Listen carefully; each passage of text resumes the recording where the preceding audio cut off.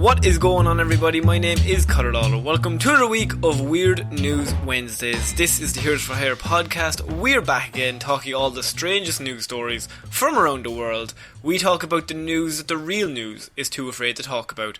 As always, I am joined by my partner in crime, Mr. Sean Meehan. Sean, how is it going? Why'd you say my name like I was someone pretending to be Sean Meehan who needed to be reminded?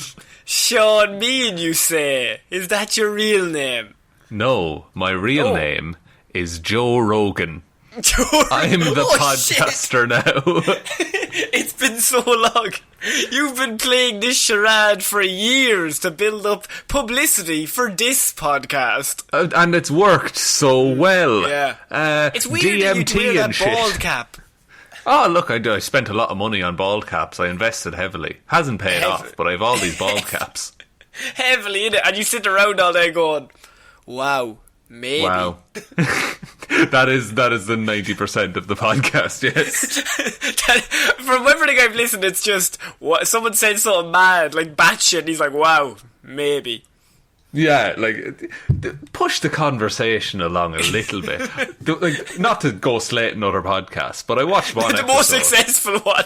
I think how we don't just pick on the ones that are small, because they're all our level. Go for the biggest one, most successful. They clearly are doing something wrong. That's why they're the biggest podcast in the world. Yeah, if we take down, like, the king of podcasting, then we're grand. And I continue my feud with The Rock, world's nicest man, The Rock. That's true. That's fizzled out in recent months. That feud. It has fizzled out. He's afraid of me. He's been backing away. You have him on the ropes. I sent him an FU on Twitter once, and he hasn't got back to me. I think he's seen it and a single tear rolled down his eye. He's never recovered since. You can see it in his tweet pattern. It's changed since that day. Yeah, it's all negative since then. He hasn't helped one child. Or like, there's been no turtle races. Nothing at all. So, Sean, this is weird news. What do we do here? You have spent a week gathering all of the weirdest news stories from around the world, and I have done nothing at all. So you're going to fill me in on what I've missed, and hopefully it's weird, Connor, because otherwise it will just be news. True story. And so what we're starting off this week is actually an old story from years past. It's one of our radio show stories, Sean. Yes. And why we're starting this week is literally the only reason, because I seen it and it came back up on my timeline and I went, oh, that was a fucking funny story. And then I felt like we weren't doing this show when this story came out, so I felt like the listeners of the show needed to hear it. Okay, and I probably need to be reminded of it, if I'm honest. Yes. So we're starting off in the UK from a few years back. This is man fined for pretending to be a ghost in Portsmouth Cemetery. I vaguely remember this. A man has been fined for pretending to be a ghost and other rowdy behaviour in a cemetery last week. Anthony Stallard pleaded guilty at Portsmouth Magistrates Court to using threatening or abusive words or behaviour likely to cause distress. The court heard that the 24-year-old had been out drinking with friends when they went to Kingston Cemetery in Portsmouth, where they started to play football, the start of all great horror films. A Hampshire police spokesman said that witnesses complained to police about Stallard's rowdy behaviour and his pretending to be a ghost. Ooh! I'll have you arrested. The witness reported the group engaging in rowdy behaviour, and one of them throwing their arms in the air, throwing a blanket on top of themselves, and saying "woo" at passers-by. Now, that's a lot of preparation to bring the blanket. Maybe they brought it for soccer purposes. I don't know why you would need it to play football. To roll it up and make a goal post, perhaps. Roll it up and make a goal post. You could. Maybe that there was just a big bag they brought the soccer balls in. Like they brought 20 of them. And they just scattered them around the graveyard. Scattered them around because ghosts love to play the game. The beautiful game. The beautiful game. But, like, can you... look, it's bad form. We can agree it's bad form to go into a graveyard and say woo. But is there not an element of, sure, they're clearly joking, like... So, the fact is, the police, I feel like, felt the same way as you, Sean, because he was fined £35 and ordered to pay the victim £20 in charges. That's £55, Connor. That's at least 2 notes. Oh, Jesus. 2 notes. And he's just like, I spent all my money on blankets. Oh, no. All these soccer balls, they're rentals. He was flapping his arms, throwing himself backwards and making ghost noises. He could be heard by mourners there. But it says mourners, but this was late at night, so I don't know how many people are going to the cemetery like after 8 to just have a mourn. Yeah, why would you go to the cemetery during haunting hour? It's literally the one time you wouldn't go. That's the only time you shouldn't go. Cemeteries during the day are pretty grand. They're covered in grass and flowers and shit. Normally and have some chap drinking some alcohol in the corner. Leave him to it. You leave Tommy at his business, alright? He's been through a lot. He's just trying to have a drink. He had to pay £55. Yeah.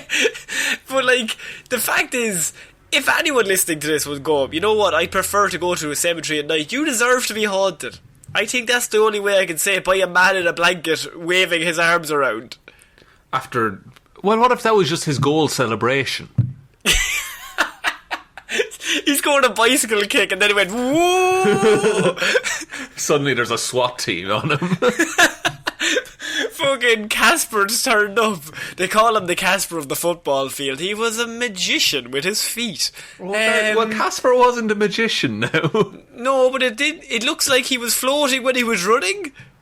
Yeah, I guess that's fine. He floated across the grass. Something's there. Yeah, it's Casper the friendly post. He's just a goal post. But he's real shit because he's a ghost, so you can just kick it through him. That post is making no effect on the game whatsoever. Do your fucking job, post, they say. Fuck's sake, Casper, no wonder you died.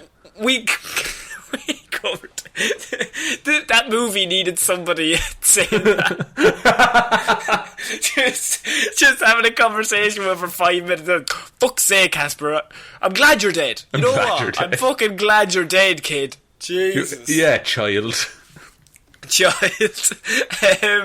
we're covering this story because I just feel like we're all going through a bit of a scary time at the minute in everything that's going on, and this has kind of reminded me that there used to be a time where the scariest thing in the world was a man with a blanket on his head shouting woo late at night at a cemetery, which I can only assume there had to just be like one old couple there, and they were just like, oh no, it's the ghosts. It's the ghosts again. They're always back, shout, Margaret. Margaret, get my shotgun. I brought 4, just in case. Matter of fact, give me 2 shotguns. But yeah, so this man was asked to pay a subtotal of £55 for scaring people. His lawyer even told the magistrates, I'm assuming he was pretending to be a ghost. Assuming. They don't know for sure, but what this sounds like is the absolute cover for a ghost who has possessed a human. Oh, fuck. Oh, jeez, you've taken this a completely different way. Go on. Look, if the ghost had the presence of mind to say, look, if someone thinks it's a human pretending to be a ghost, and if they're like trialed for that, any ghostly symptoms that they show, people will just be like, sure, that's the lad who was arrested for pretending to be a ghost. And they'll just look the other way. Meanwhile, Casper's here, alive and well, fucking having the 21st birthday he never got to have. So, our 2 options for what this could be is just some chap who got a bit pissed drunk and then started pretending to be a ghost for a laugh in a cemetery, or it's a ghost pretending to be a man pretending to be infected by a ghost as a way to commit crimes without being caught, even though Casper's already dead, so he can't go to jail. Yes, I think that's what I'm saying. He could go to ghost jail. Ghost jail. Yeah, ghost jail. Obviously, ghost jail. terrible problems with people escaping from ghost jail as it goes. Damn it, they keep getting out! How do we do this? I keep building the walls higher and higher. They just keep getting out. Is there any way to make ghosts more solid? It's like, what if we put another layer of brick behind this one? It's just not working, Tommy. They just keep escaping. What if we pebble dash the whole thing? Fucking pebble dash it, yeah. That'd be good. Just like, and say, don't leave. We'll write that on the wall, Tommy. How about that? Oh, that could work. Casper would follow the rules. That's one of his things. He's a child. He'll believe anything. He'll believe any of our nonsense. This ghost. This is exactly what happened. I'm confident in it. Okay, well look, now we have this settled. That was a story from a few years ago. We've cracked open a cold case and we've solved it. Don't Very you worry. good. You don't need to thank us. We're just doing our job. We do this for the fun of it. We're moving on to our next story, and that is a banning of in a pub. Right? There's a pub in outback Australia, and in a town called Uraka, and it had to prohibit some residents upon entering from now on because they are causing too much of a problem. And that is Kevin and Carol. I know what you're thinking. Kevin and Carol sound like nice people. Fine upstanding members of the community, I would have said. Stand-up member, yes. Well, Kevin and Carol are emus who wander the town of Uraka in Queensland, and they have been barred from the only pub after leaving droppings on the floor and stealing toast. This is news in the outback. Jesus Christ. I didn't know there were emus in the outback. Yes. The more you know, I guess. Why? How long did Kevin and Carol get away with this? So, Sean, it can't be easy being an emu in outback Australia at the best of times. What with the very heat, hot. Yeah, and all the things that want to kill you.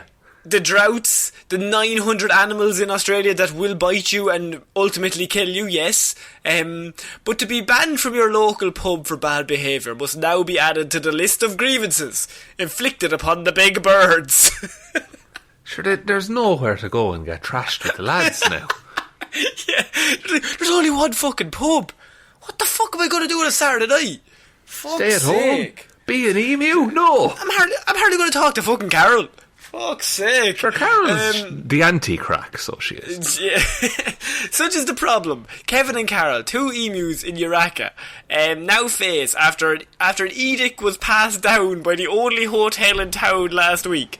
Jerry Gimblett, who owns the hotel, with her husband Chris, told The Guardian Australia they were left with no other option after the birds' recent bad behaviour. They were a bit of a crack up until this. Other than that, they were the life and soul of the parties. Oh, we were they'd happy walk to in have the door. It'd be like Cheers. Yeah, but now they walk in, they think they own the fucking place. They just have a bit of a vibe that we don't really want to serve around here at the Uraka Hotel. They say they've been stealing things from the guests, especially their food. They'd stick their heads in and pinch toast out of the toaster, Jerry has told us. Out of the toaster? But the main reason we've banned them is their droppings. They're enormous, very large and very smelly, and they created great stains, she said. Great stains. Great stains. I can't. Listen, Guardian, get a photo of this. Why this is in it, right? It's because I see now, there's no way they got a whole article of this. But don't you worry, because this article is more than one paragraph long. They covered the shit out of this like these emus had committed murder. It's like we did a psychological breakdown of the emus. They gave them a dot test. What do you see? Ah! Yeah, look, we were thinking of a fucking child with a balloon, but look, you said close enough. Dead body. Yeah. Oh, we created a quiz so that you could see which emu you are. Gimlet said the emus had become a tourist attraction after several eggs were hatched at the end of 2018. And while at one point there were 9 emus in town, most had wandered away from town or been hit in accidents. Fucking hell, bit dark for this article. Yeah, but is this article like is it serious investigative journalism, or is it like a comedy piece? Because it's walking the line.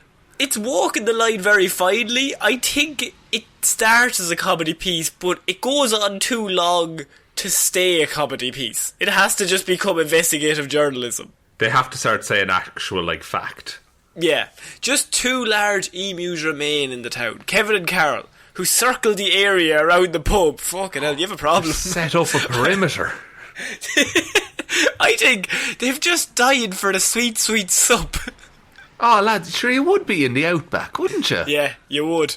Leanne Byrne, a Uraka resident, a frequent patron at the hotel, cared for emus after they hatched. She said they have grown to be as tall as her, and when they stand up straight, they are more than 2 metres tall. She expects the pair to continue growing. They're going to be the bouncers of the hotel now in a few weeks. That would be amazing. Not with those shoes. Byrne said that while she had been cared for the emus for years, she understood the reasons behind the pub's ban.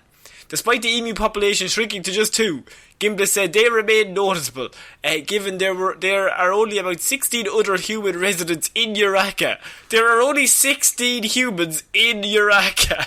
So 1/9 of the population is emu. Yes.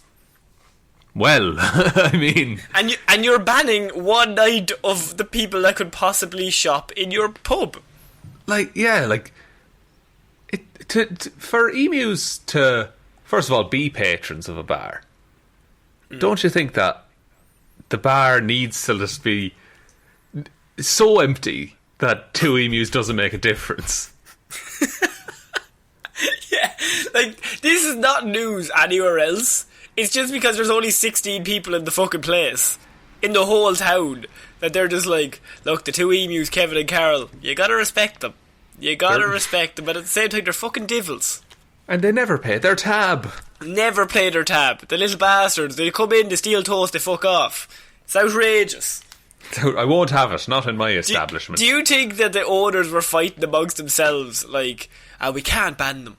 We're gonna have to, Jerry. We're going to have to. If they keep this up... They're not so bad. I know, but they're shitting on the floor, stealing toast. They're harming our other 8 residents. For God's sake. 2 of which are us. So we only have 14 customers. But who do they pay rent to? Like, do they own the place? Yeah. So while Uraka may not often gain the attention of the country, a group of National Party politicians discovered the emu ban while on a trip through the western part of Queensland on Monday. The Minister for Agriculture and Deputy Nationals leader, David Littleproud, David Littleproud. He's a little bit proud. He's never that impressed by his kids. Said he thought the Uraka locals were having me on with the sign at the entrance about the emu ban and posted a selfie with one of the emus, Kevin. This article goes on for a further paragraph to explain the emus. Fuck's sake. So now is this how are we talking, like, remember that hat article that just started listing hats? No, it starts talking about, despite the emu's recent behaviour, the Uraka Hotel has not experienced a drop-off in visitors. But, like, a drop-off in visitors of what? 0?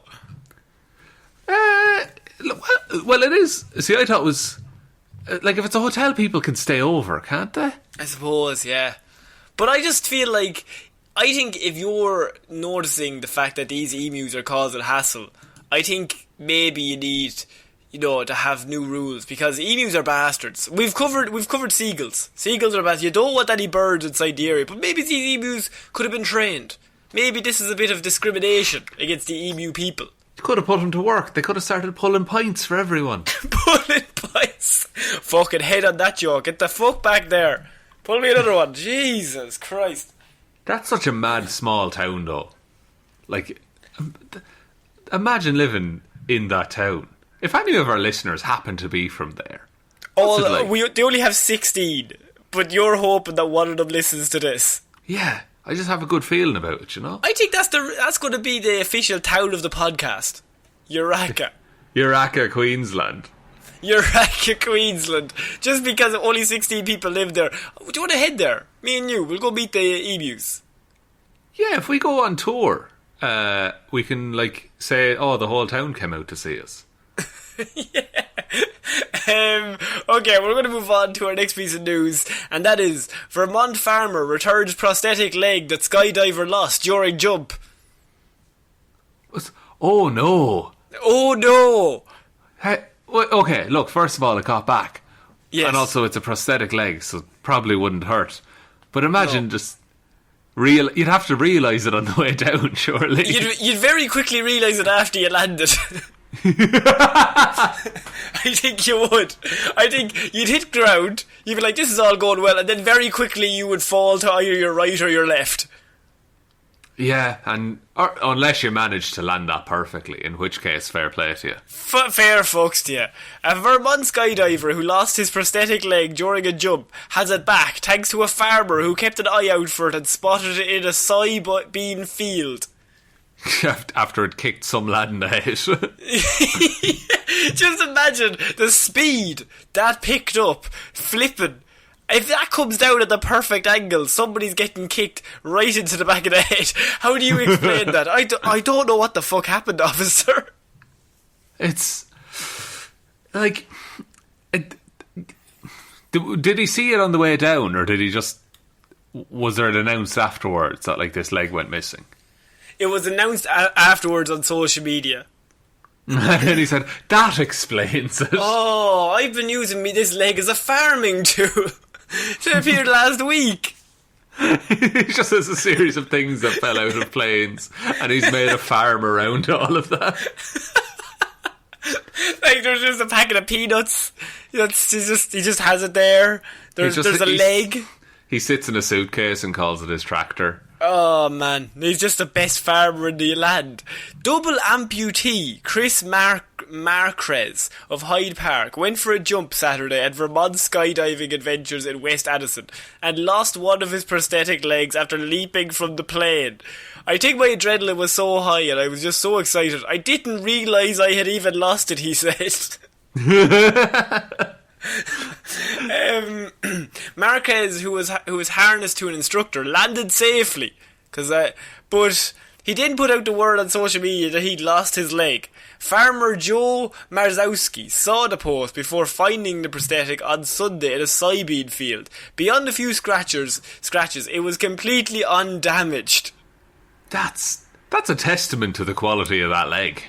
Yeah, pretty good, but I still think how amazing. This would be a way bigger story if that leg landed on anything important. As in if it, like, went through a windshield or something. Windshield, person. How are you going to explain getting drop kicked from 40,000 feet? It'd be one hell of it, like a tooth roots and a lie, though, wouldn't it? Yeah, I once got drop kicked from the sky. But what's the worst thing it could have hit, I wonder? Like a pram, probably. Oh, pram, yeah. No, I think, see, it could be a thing if it just kept flying. No, it kept flying into another plane. Or somebody else who was skydiving and it hit them in the back of the head. Oh. Just kicked him in the back of the head. What the fuck was the... Jesus Christ. That's a level of surprise. Like, I would never be prepared to deal with that, I don't think. Like, you've told me that story, but if it happened to me, I still wouldn't believe it. Some guy just doing one of those, you know, like, you move the thing along the wire that beeps if you hit the metal rod. Yeah. And he's like doing it slowly, and it's like, you win $1 million if you get this. And he's just at the end, and then the fucking boot kicks him in the face. Fuck! Fuck it anyway. He said, you've always got to keep an eye out, said the farmer Joe, who compared the discovery to a needle in a haystack. He said he was grateful he found the leg without running it over with a machine during the fall harvest. That would be hard now because your machine is a suitcase, as we've already discovered. Yes. Or God forbid, he said, the combine sucked it up. It would have destroyed it. I don't think so. This leg fell from that far and just is completely fine. No, it would have destroyed the combine. Yeah, the combine would have been like, no, fuck, I don't want this battle. I don't want this smoke. With this. I'm just going to explode. Self-destruct. Initiated. Oh, man, that's a brilliant story. I love that. Okay, we're going to move on. Next story, we are going to Virginia, Utah. And this is a strange one, Sean. I think this is going to be one for your detective head. Shit.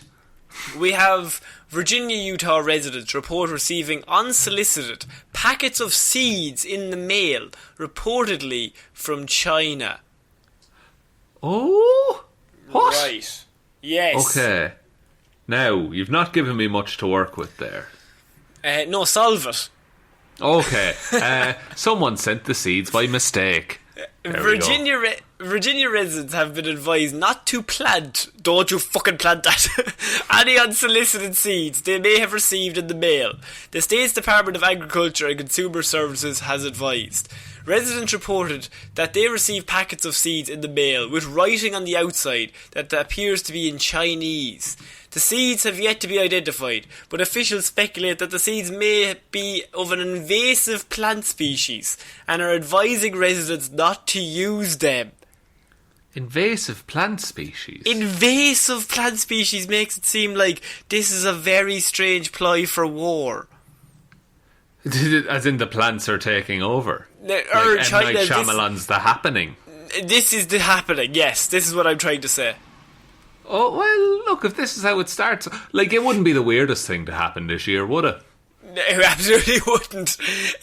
This is like fifth on that list. Yeah. Taking steps to prevent their introduction is the most effective method of reducing both the risk of the invasive species and the cost to control and mitigate these infestations. Virginia is not the only state to receive unsolicited seed packets, with Salt Lake City reporting the residents across Utah have received similar deliveries. In some cases, the packages were labelled as containing jewellery or another similarly attractive content. I opened them up and there were seeds and not jewellery, said Laurie Cully, a resident from Utah. Obviously, they're not jewellery. Laurie's on the ball. Obviously those seeds are not diamonds. She's aware now.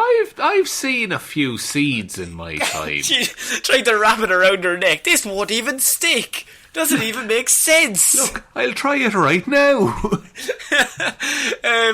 So Fox 13 confirmed that the Utah Department of Agriculture and Food will likely team up with Customs and Border Protection to investigate the incidents.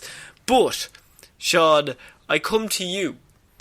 This is rather random, I will say. This is fairly fucking weird, but is there a more sinister reason why these people are being sent packages that have jewellery written on them, or big prize, or fantastic money? Fantastic money being the best one. And inside there's just packets of seeds. Seeds that, what do they grow? We don't know. It could be anything. Sean, take it away. Connor, I have two scenarios. Okay, and I know they're going to be logical, please. Well, one of them is the one that it actually is, and one of them is what I think it might be. I'm going to go with the thing it might be, please. Okay, have you read Jack and the Beanstalk? I have, yes. I know the general gist. Well, if for those of you that don't know, Jack sells the family cow for a handful of quote-unquote magic beans, and his mother calls him a twat, but he plants them anyway, and a big beanstalk grows. So... And then she calls him a twat for ruining her garden, but, you know, he's pretty okay with it. Yeah, and then he goes up and steals a goose's egg from a giant, but the egg is made of gold, and she's like, you fucking twat, you just angered a giant. Oh, yeah, you fucking little dickhead, Jack. He's not having a good day, no. Jack. But... and you're adopted. What? Ma? What? Go on. So I think that this has happened on a grander scale, that like some poor Chinese Jack has sold like the family property in exchange for an excess of beans. And so the mother is like, you're a twat, and he says, okay, I'll get the beans back. And the mother's like, no, you'll just waste some beans if you give them back. So he says, right, I'll give everyone in the world a golden goose egg, and then you'll see, and we'll be the only ones without a goose egg. And the whole world will have one. Can I really quickly ask? Yeah, go ahead. What the fuck was the other one that it definitely is? Oh, there's a thing called a brushing scam, which is where like unscrupulous online sellers will just randomly mail things to random addresses, and they'll have nothing to do with an actual. They'll randomly mail things to random addresses and then leave positive reviews on the product page. Now, that product page could say diamonds, but what's posted out is not diamonds. It can be fucking anything. But once something is posted out, it can be reviewed. Oh my god, Sean. This is so weird. This is the first time in the history of this show that you have absolutely nailed it. Because they told Fox 13 that the incidents could be a scam known as brushing. Yes. Where some companies will send you a product so they can post a fake review in your name. I'm a genius. Oh my god, and you talked about Jack and the Beanstalk to basically annoying lengths. But fucking hell, you came in clutch near the end. No, I'm 50-50 on which one it is. This is rather random. I don't think I've heard of seeds before, Rupp said. The first thing to do is Google your address and see what's out there. Numerous things will come up when you Google your address. It's kind of scary sometimes, they said. But that I'm thinking, Sean, what if this company just really loves seeds and they want people to enjoy seeds? What if it's some weird, like, marketing scheme for a Poison Ivy movie? But the seeds are poisonous, of course. Oh yeah, because otherwise, like, how are you going to get the word out? People aren't going to talk about, I got a load of sunflowers in the post. No, but you'll take notice if you say, my Uncle John died from seeds. I'll keep an eye out for that. No, sorry, Connor, what you have to title it as is, My Uncle John died from seeds? ? Exclamation mark. Oh, and that would get so many clicks. Think of the social media clout we'd get. Oh, if only I wasn't so busy being Joe Rogan and solving crime at the same time. Wow, that's cool. Maybe. Maybe. I don't know. What the fuck do I know? I don't know why that's the bit I've gone with this week. Okay, we're moving on. I just wanted to question you about those seeds, about that scam that I was like, maybe China are sending, seeds that when you grow them, they grow like soldiers.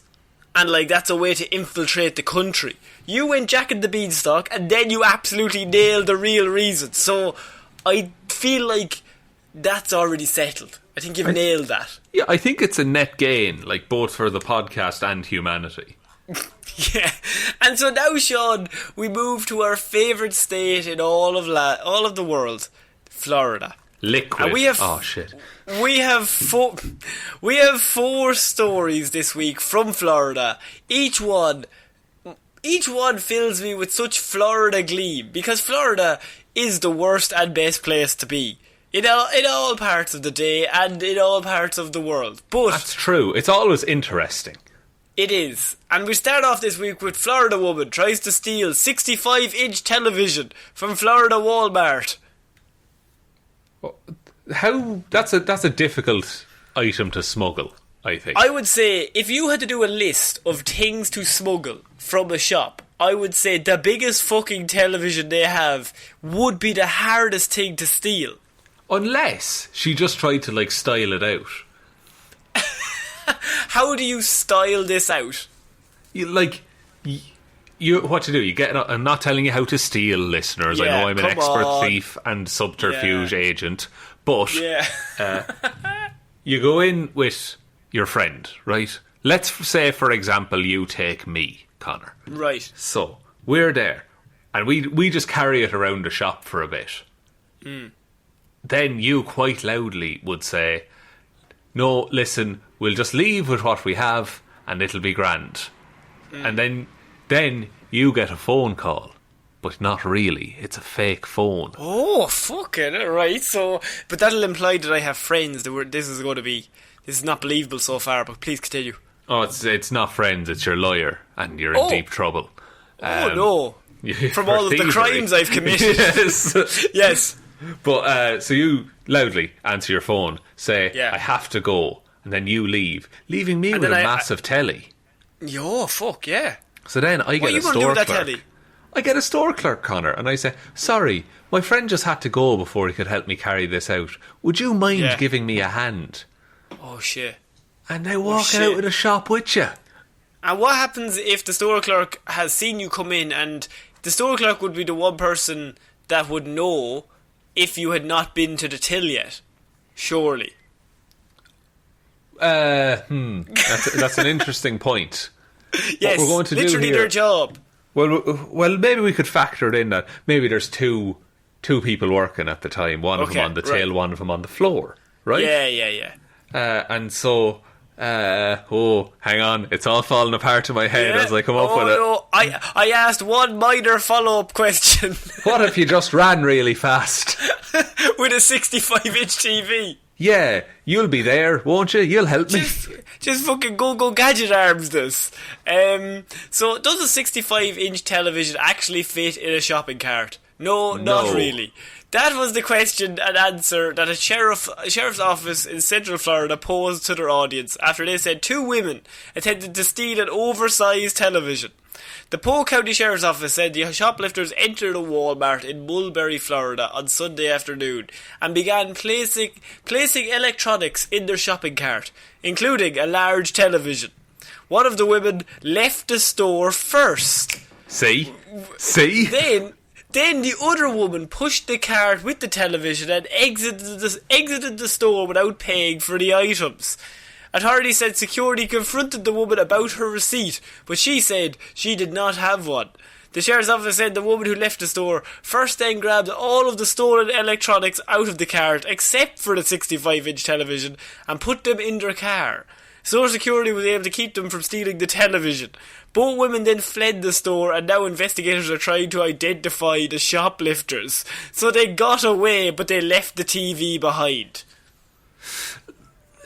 I mean, look, well, they got away with a load of electronics, it seems.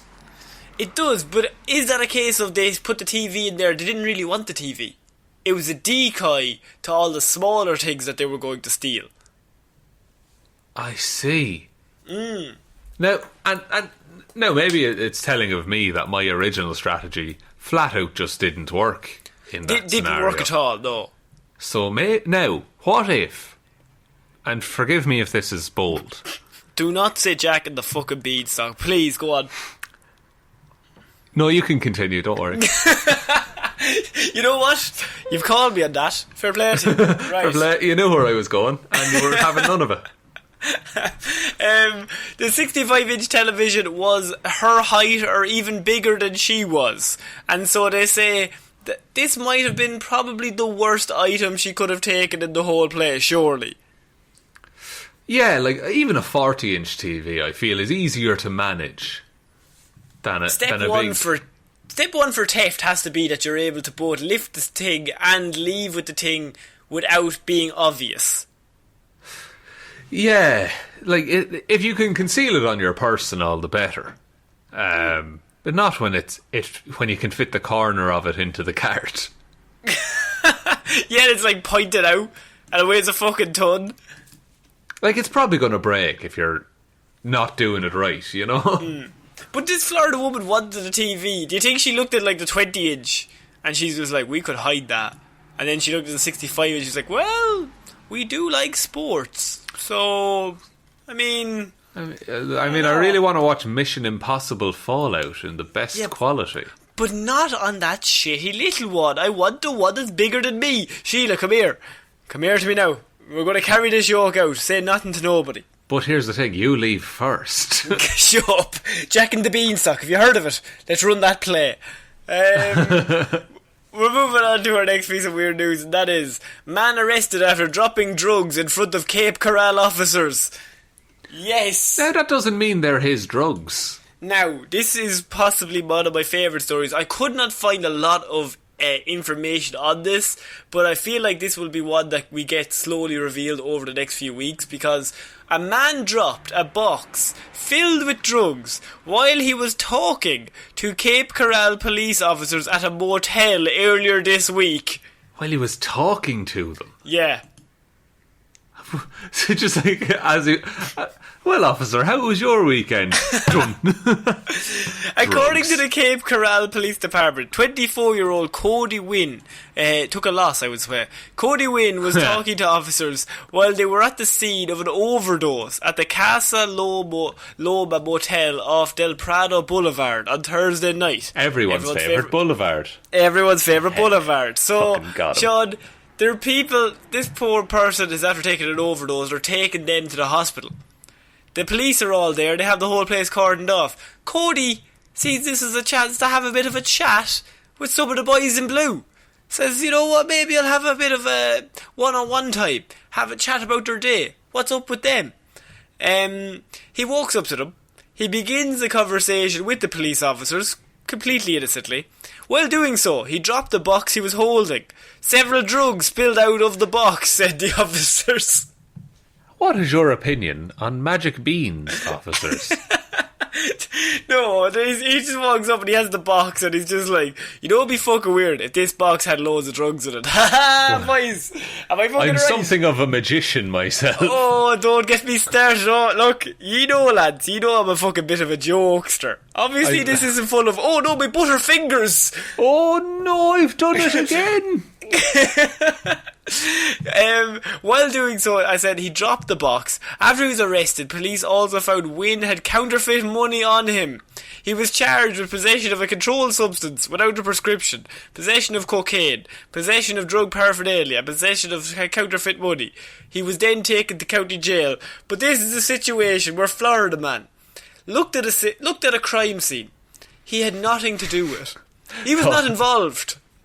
He then decided, I'll go over for a chat, and put himself into the centre of the situation that was surrounded by policemen. It's literally like, time to turn on the old Wiggum charm. All he had to do was walk past. There was a moment there where he gets to the point where he's like, do I walk past with my box of drugs without saying anything?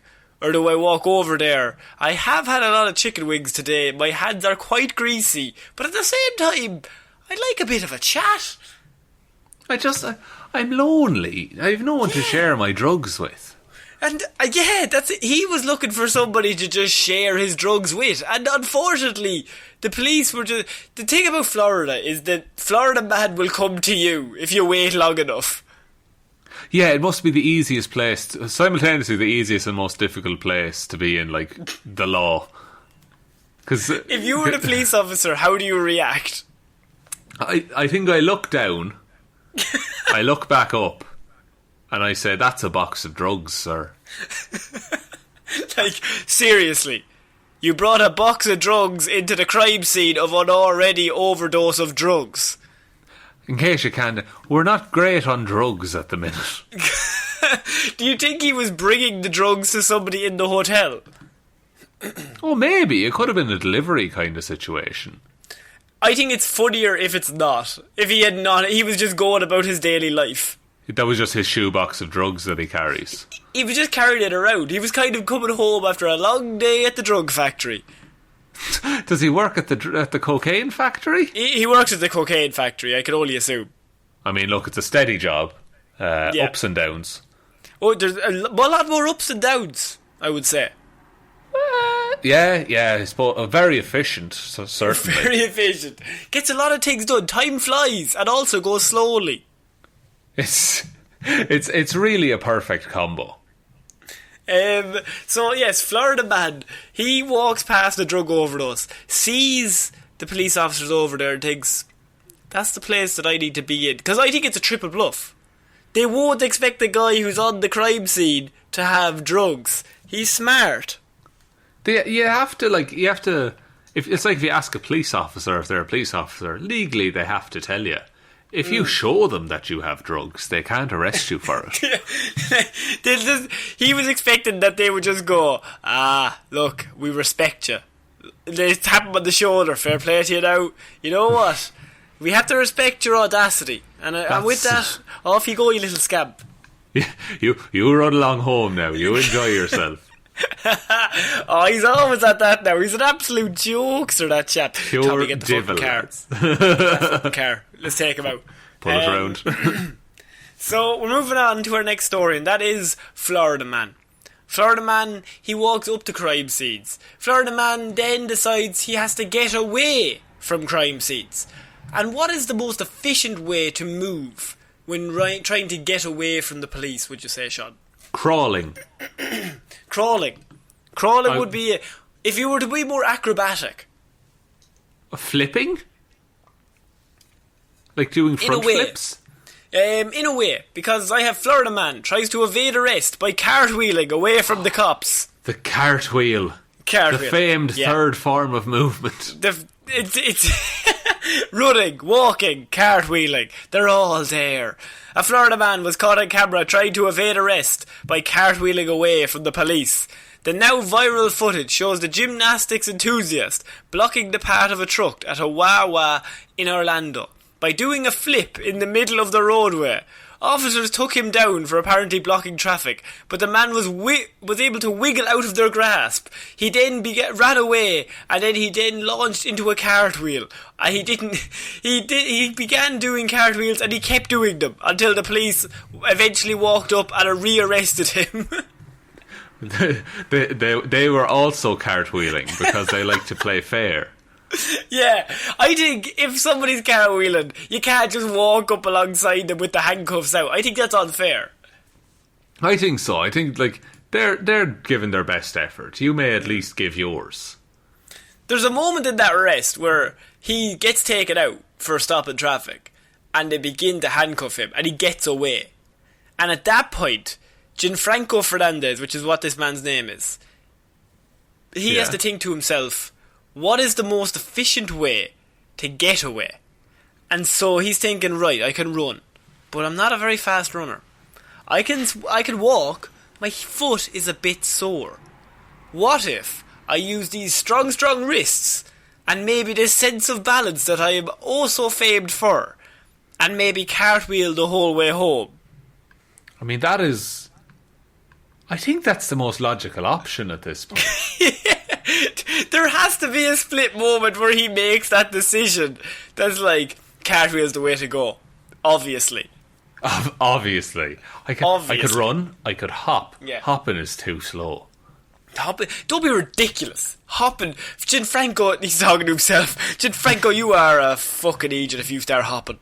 Don't even think about it. Do not. I know you want to.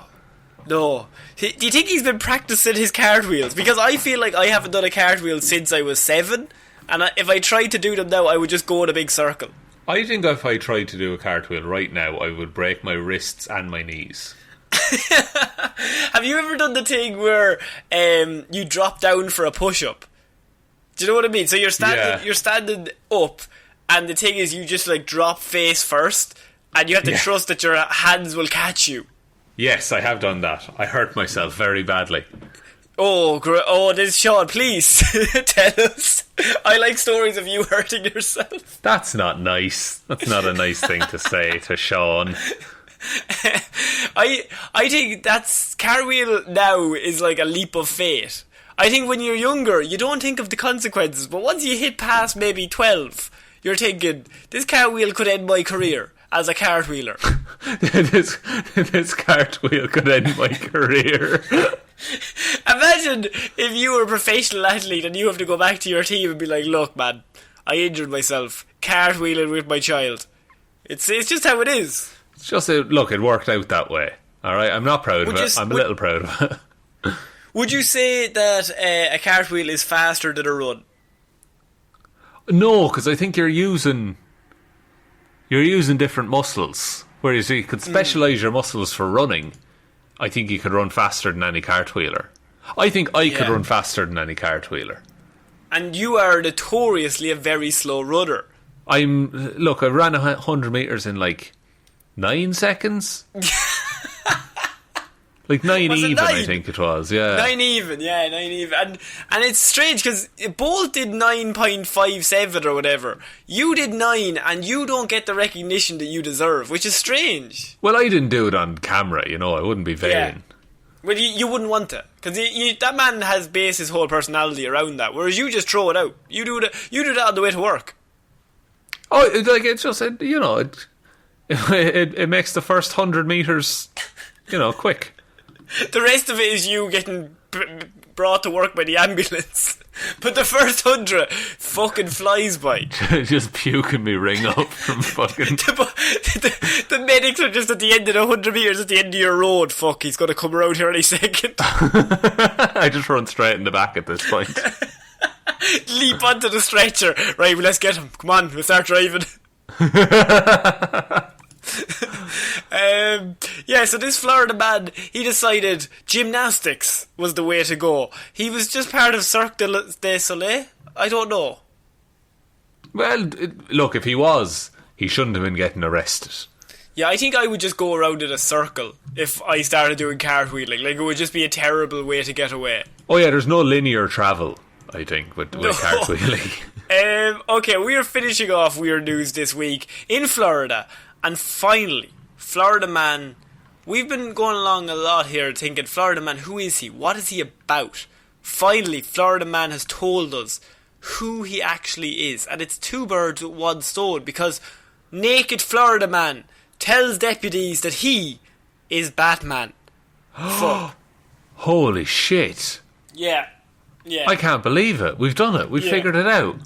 I've been watching Batman media for so long, and I have never once been able to figure out who Batman is. Even in all those scenes in all the movies and TV shows where there is a man there, I don't know who that man is. He could be Florida Man. Look, that's the beauty of a secret identity, like, it's never fully known. We all think Pattinson, he's Batman. I don't think he is. If Florida Man becomes Batman, I think it's over for us bitches. Because he's simultaneously criminal and, like, justice. Yeah, at the same time, he's on both sides of the coin. But what's his proof? What's his evidence that he's Batman? Right. So, a Southwest Florida man is accused of wandering around a hotel naked and identifying himself as Batman, authorities said. Christopher L. Jackson, 49, of Englewood, was arrested on Friday and charged with loitering and exposure of sexual organs, according to the Charlotte County Sheriff's Office. The office responded to a call at the Suncoast Inn in Englewood late Friday after the motel's manager reported a naked man had tried to enter his room and steal his TV. Deputies found Jackson at a table outside the motel, the television station reported. Jackson claimed to have a room at the motel and had accidentally locked himself out of the said room. But the manager said Jackson was not registered there in any way, so differing viewpoints so far, who to believe. It's a he said, Batman said situation. And you always trust Batman in these situations. I made multiple attempts to obtain his name and date of birth, said the officer, which he replied to with, I'm Batman, the deputy wrote. Well, clearly he only needed to make one attempt then. You're not fucking listening to me, officer. I said I'm Batman. What's your name? A-T. The deputy decided to seek out the motel surveillance footage, the Miami Herald reported. Video footage showed Jackson climbing through the guardrail that lines the building. Jackson then went to the third floor and stripped off all of his clothing, the newspaper reported. Jackson then began going door to door, attempting to gain entry to rooms. The deputy found Jackson's clothes and discovered a glass pipe, the Herald reported. Officials later learned Jackson had a warrant out for his own arrest. He remains in the county jail a $1,000 bond, but this is an outrage because Batman is no longer on the streets protecting Gotham.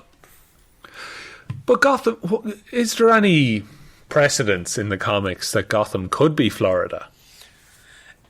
It's never said it's not, is what I'll and say. I think that's enough evidence for me, personally. I'm filling in the gaps myself. I assumed Gotham was Chicago all this time. But now that I think about it, it could be Miami. It's always raining. That's the very same as Miami. Always raining. Notoriously rainy in Miami. But you think about it, like, if this man is Batman, they've taken him on the streets. Maybe Batman realised he has outfits for every villain. Like, when Freeze turns up, he's got a frost suit. When, Two-Face is there, he's got a different outfit. He depends, or when, Firefly turns up, he's got fireproof clothing. This could just be a Batman outfit that looks like a naked man. I'm throwing it out there. I don't want to defend it. I love Batman. I'm a bit biased here. That's true. Could he be fighting a villain whose one weakness is nudity? Censorship, man. The Joker. Fucking hell. Jesus Christ. Put Not some again. fucking clothes. I'm embarrassed for you. Yeah, the Joker's like, I killed 3 kids last weekend. I'm a bit embarrassed for you. Jesus Christ. Show some respect. Okay. Think of the children. Think of the children, man. Put some clothes on, Bats. Also, interesting that his name isn't Bruce Wayne. It's all over the place here. Unless it is. It's a fake name. Well, unless he was just checking if the officer was a dedicated fan. And then when he said my name is Batman, he should have automatically known, oh, okay, it's Bruce Wayne. Wayne, Bruce, okay. 142 Gotham Street. Okay, that's fair enough. What's your name? Robin. Oh, fuck. Oh, shit, that's the third one. That's not right at all. Joseph Gordon-Levitt, what are you doing here? But, look, he's clearly not Batman. But maybe he just got locked out of every room in the hotel. Every room, and he was just asking for entry because he felt like there was a crime there. He didn't know where, but there was a crime on the premises. And he was about to find it. He was ready. Yeah, you go looking for a crime. That's how you know you're a good crime stopper. That's how Batman works. He waits for after it's done, he'll take charge. You don't want to be reactive, because then people get injured. You gotta be proactive in this crime fighting game. You go looking for the criminals. Ooh, I like it. I think I might take it up as a hobby. You feel like committing a murder? I don't feel like making a murder, I think. Okay, well, let me know if you do. Murders in the world, okay? Connor, I'm talking to you here. Oh, me specifically? Oh, well, look, I'll take your information on board, but I cannot promise anything. Well, that's all I ask. That's all I ask. So that is it for this week's Weird News. We've had quite the week. We've heard emus and Batman and legs. That's all over the shop. All over it. All over the place. So, Connor, will I take us out for the week? Please. Thank you, everyone, very much for listening to this episode of Weird News Wednesday. We will be back on Friday with Hero or Zero, Monday with Movie Mondays, and next Wednesday with another episode of Weird News Wednesdays. Big thank you to everyone who supports us over on Patreon. That's patreon.com/Heroes for Hire podcast, or there's a link to that in the description. Everyone who supports us over there, you're all the best. You help keep Connor's magic bean habit in check, because we're paying to send them all to America. So, yeah, that's true. I just want to be like Joe Rogan, guys. Also, maybe. Wow, maybe. We did an episode on the Patreon last Sunday night. It was of Batman and Robin, the 1997 classic that we covered in the Lazarus Pit. For $5 a month, you can listen to that review. It is a doozy. It was an experience. I think I blacked out while watching it. I can't remember anything. It's the one of our patrons, actually, Ryan Evanson, left a comment on that, and he said that he loved it because how bad it is. Yes. And I feel that's I like that that's most people's reaction to this movie. You want to know what killed the Ice Age? No, what killed the dinosaurs? The Ice Age, sorry. What killed the Ice Age? DreamWorks. The DreamWorks, yeah. DreamWorks and those fucking 5 movies in a row. Leave it, lads. Leave it. You've made your McDonald's toys. Okay. Is that it? Yeah, we have all social media links in the description, or you can email us, here'sfryer_@outlook.com. But other than that, that's about it, I think. Alright, so I've been Ciara Lawler. I've been Sean Meehan. I'll see you next week, guys. Bye. Bye.